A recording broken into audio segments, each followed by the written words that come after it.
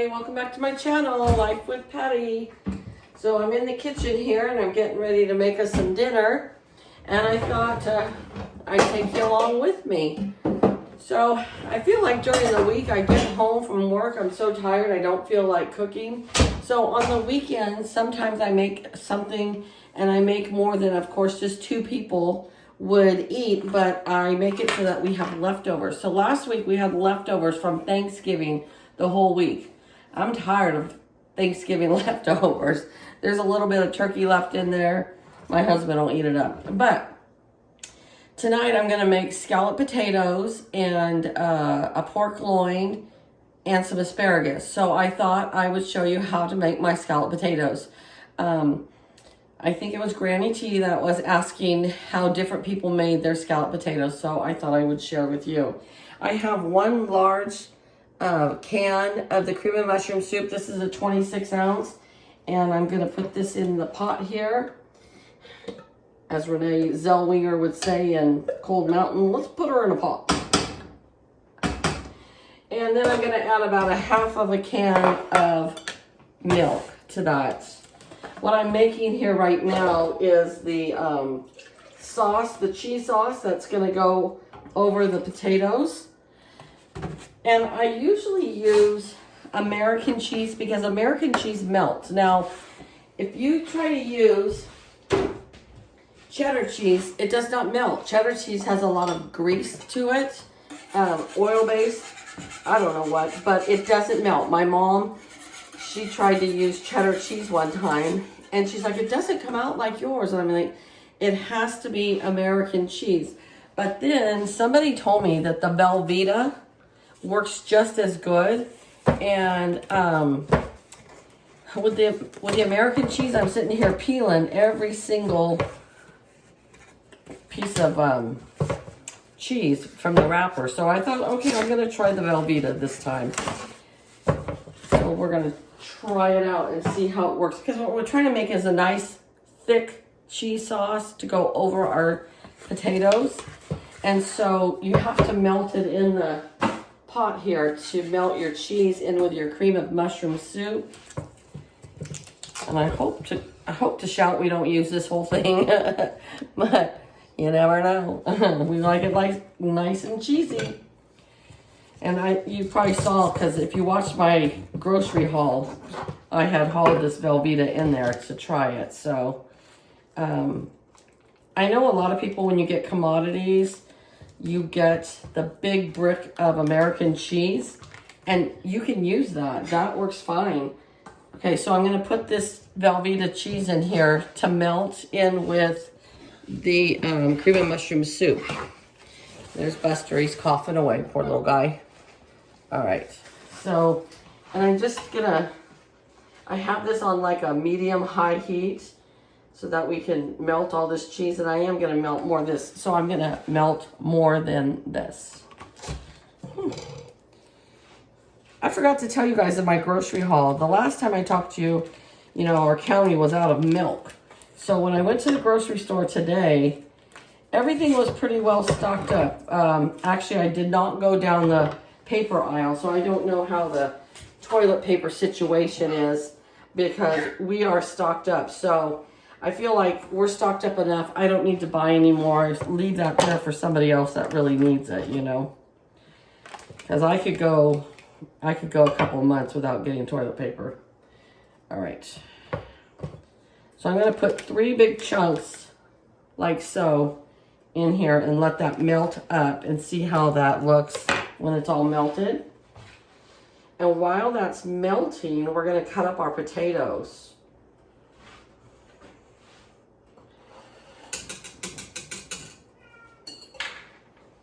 You can hear Andy over there wanting to go outside.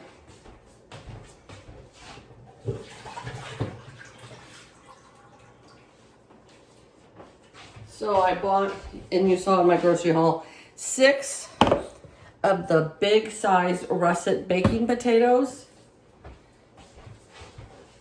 You don't have to use but that's just what I got because it's easier, you know, just to peel those instead of a whole bunch of little ones. So I have my 9 by 13 baking pan here, and I am going to spray some non-stick spray on there.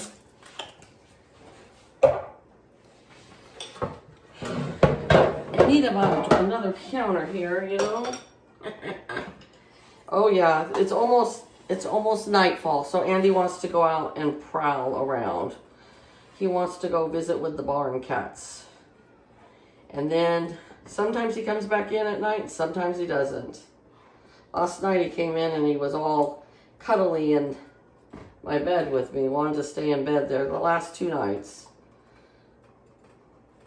So if you don't stir this around, it starts to bake to the bottom of your pot, and you don't want that. So you really have to pay attention to it, okay? All right. So here we have our big potatoes. The thinner you slice them, the faster they cook, you know. If you have big thick slices, it's gonna take longer to bake, because it's probably gonna take at least an hour anyways. And I am going to put these in the oven first, and then I'll put the pork loin in after these have been in for about a half hour. Then I'll put the pork loin in. So this is about the perfect size so that you don't get them too thick.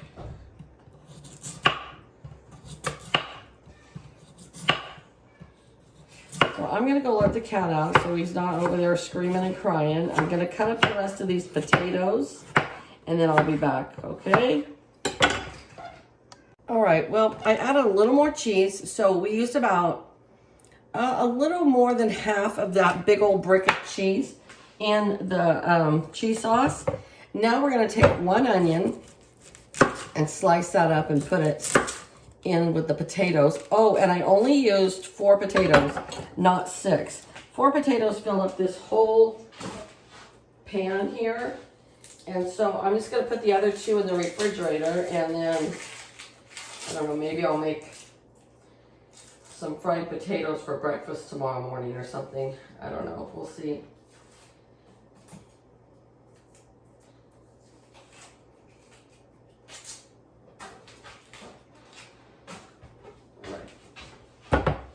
And this cheese sauce is tasting so yummy. I tasted a little taste of it, and it does taste very cheesy. Some people say, oh, those aren't scalloped potatoes, those are au gratin potatoes. Whatever, you know. Tomato, tomato, potato, potato.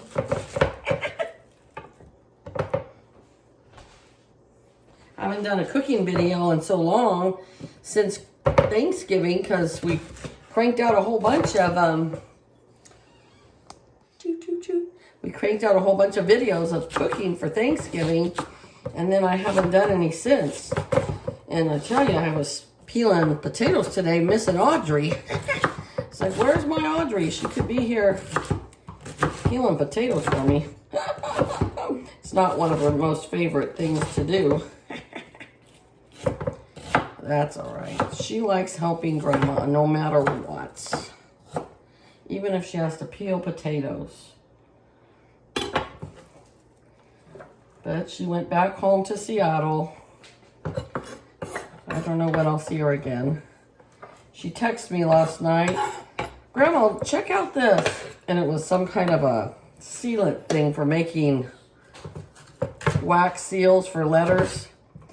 And this would be cool for making cards. Thinking, what? Like, was this for you or for your mom? Well, I would give it to Mom. I'm like, well, okay, honey. I don't buy for my daughter-in-laws anymore, and I don't buy for my sons anymore for Christmas, because I have too many grandkids. So I just buy for my grandkids for Christmas now. And Buster's just wanting you to know he's here. Huh, Buster? Yeah. Poor guy. He's getting a drink of water, and then he has to cough because of his collapsed trach. All right. We're gonna, and I told you, I think I already told you, but we bake this at 350 degrees for about an hour and a half. So after about maybe more like after about 45 minutes, then I'll put the pork loin in, because the pork loin takes about 45 minutes. And then I always just boil my asparagus. We dip it in mayonnaise. Some people, you know,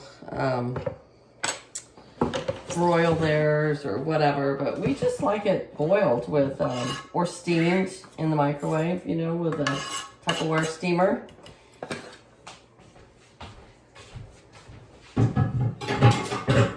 All right, move this out of the way. Okay, so this cheese sauce looks nice and thick. Not super thick, but you know, it's not just watery.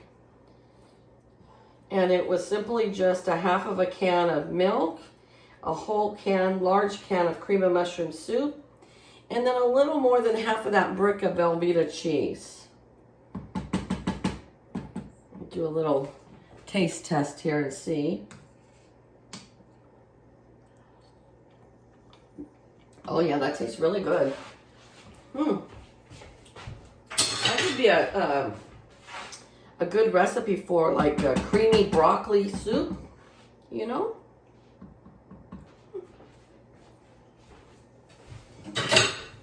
So I turned off my heat on the sauce, and now I'm just gonna pour it right over my potatoes.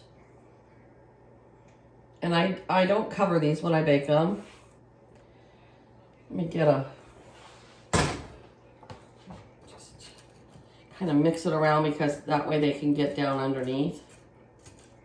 Now, if they start to get too brown on the top, then yes, I'll put some foil on there. But I kind of like a little bit of a crusty on the top. We like just a little bit of crust on the top.